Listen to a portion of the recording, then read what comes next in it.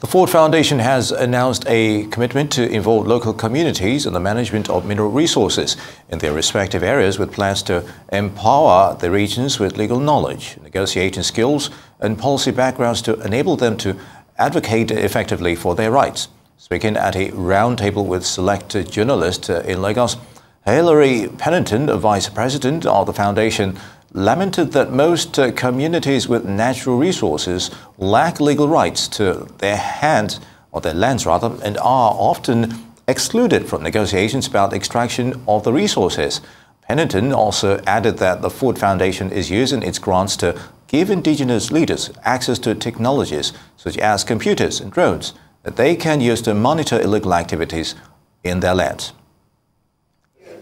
That sit largely over massive natural resources are the first defenders of those resources,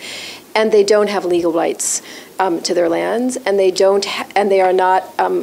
equipped to have power and to sit at the tables where negotiations are being made about the value that gets extracted from those lands. So our overall goal is to make sure that they are at those tables, and that when they are at those tables, they know the laws, they have negotiating skills, they have the policy backgrounds that will help them be effective advocates, and then to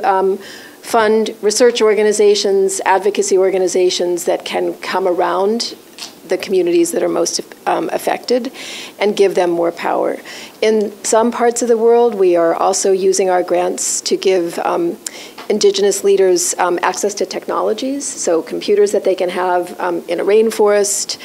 drones that they can use to see whether there's illegal incursions and illegal cutting happening in a rainforest. One of the things we're doing is going back to the roots, and that's working with our leaders of faith and culture. It might look like rhetoric that, okay, of course, with social norms, we always work with leaders of faith and culture, but we've always approached this from the end of using civil society organizations as entry points to engaging with social and cultural norms. Now we're asking traditional religious and cultural leaders themselves to lead advocacy, to identify where the gaps are, and to tell us how to support them to lead advocacy to change social norms. So rather than asking civil society organizations or even governments or even international development partners to provide solutions to problems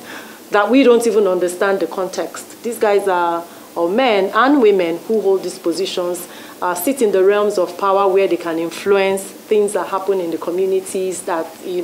their traditional stools or their religious institutions are based in. But more recently, of course, with the energy transition, what we have also done is to say that while it is important for there to be energy transition, we recognize what, the impact of climate change, but we also know that there'll be differential impact from different parts of the world. As fossil fuel dependent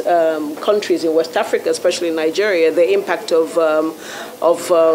energy transition will be different for us than it will be for elsewhere. So we're taking that into consideration, and that's why it's now called the just energy transition, so that all the voices are on the table, voices of communities, and voices of nations, so that we are in a better position to negotiate what climate change transition means for us.